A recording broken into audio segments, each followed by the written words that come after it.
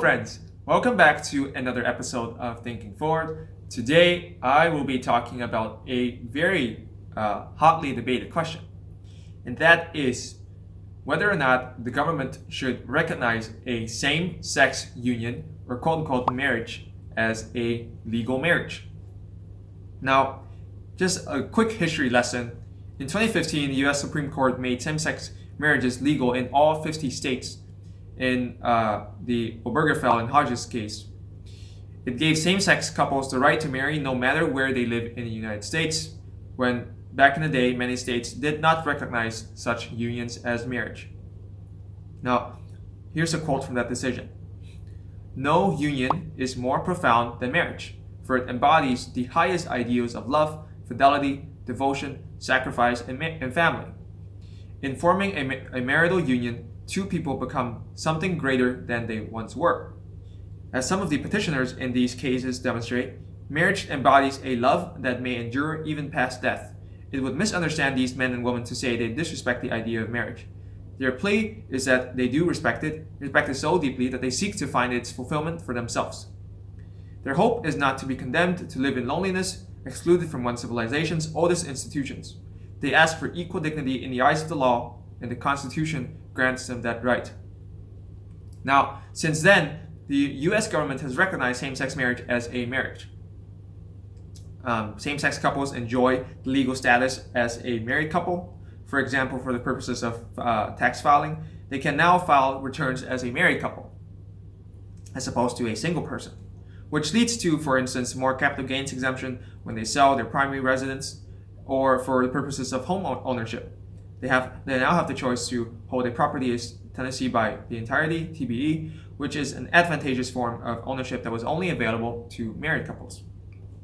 In any case, since 2015, all states have recognized same-sex unions as marriages for legal purposes. And so what I want to delve into today is twofold: the legal aspect and the moral aspect of the situation. First, is it moral? Second, should it be legal? And so I'm going to talk about the legal aspect first. For the sake of the argument, I'm just going to grant that gay marriage is immoral. Now, even if it is immoral, the question of whether or not it should be legal is a tough question to answer. For example, if you are a libertarian, Ben Shapiro, you would have to say that whether or not it is immoral, it should be legal. Because, my individual freedom, my liberty.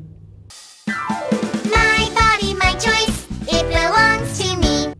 Now, given the pluralistic nature of the current state of America, I do think that liberalism is the current most practical way to approach politics. I'm not sure that anybody should be particularly proud of the sex that they are having as a general rule, right? It's one part of your life, right? I mean, it's just as my sexual relationship with my wife is one part of my life. Some people consider that sinful. Some people consider that not sinful.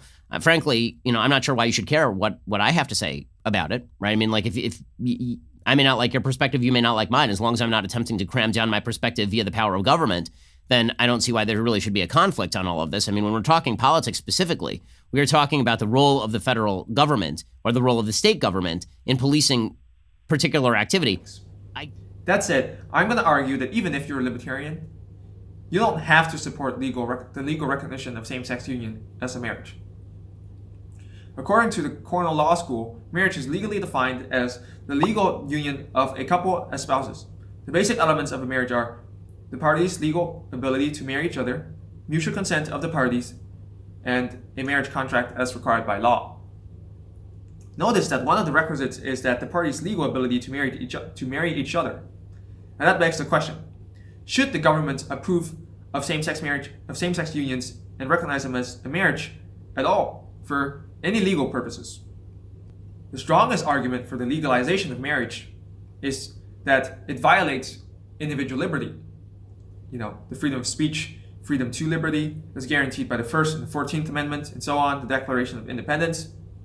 So then we have to ask the question, what is liberty? And where does it come from?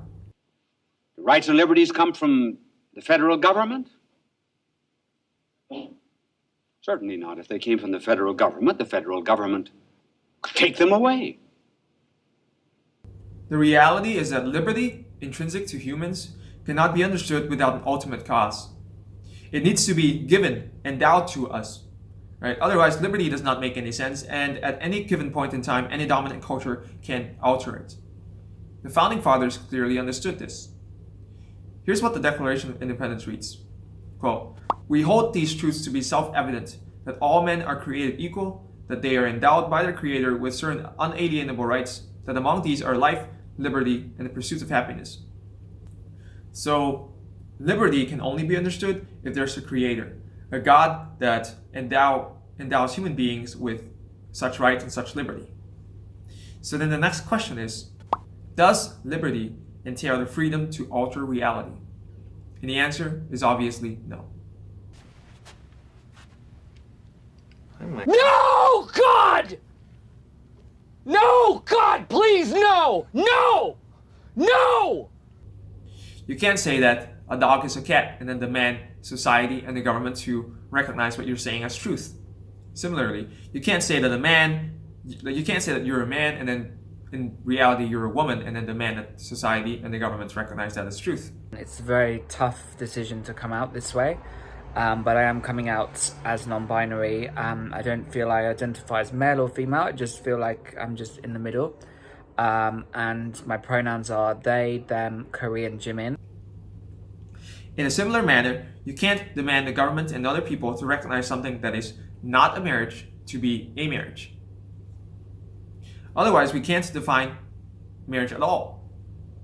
If a marriage is all about consent, why can't a marriage be consensual? Why can't a marriage be a consensual union between a father and his daughter who is of age? Why shouldn't the government recognize marriage between a man and some animals and some objects? America used to understand this during the presidency of Clinton, Bush, and even early Obama.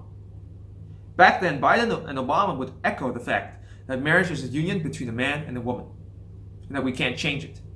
I can't believe the American people can't see through this. We already have a law, the Defense of Marriage Act, where we've all voted, not where I voted and others said, look, marriage is between a man and a woman, and states must respect that. Nobody's violated that law. There's been no challenge to that law. Why do we need a constitutional amendment? Marriage is between a man and a woman. What's the game going on here? If we are to invoke God about rights and liberty, we must also invoke his definition of a marriage. The meaning of marriage starts to fall apart when it means everything, because then it means nothing. So then, one has to ask, what is the proper meaning of marriage? And this is the moral point that I want to bring up, is that marriage is and can only be the one flesh union between a man and a woman.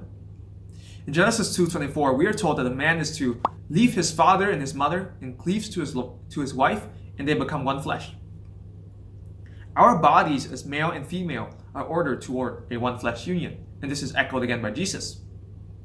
We shouldn't indulge in the desires of the flesh, which includes fornication, licentiousness, drunkenness, sexual immorality, because, as Paul says, it is opposed to the Spirit. He also says in Galatians 5 that whoever indulges in these, that if you use your freedom and liberty as an opportunity for self-indulgence, that you will not inherit the kingdom of heaven.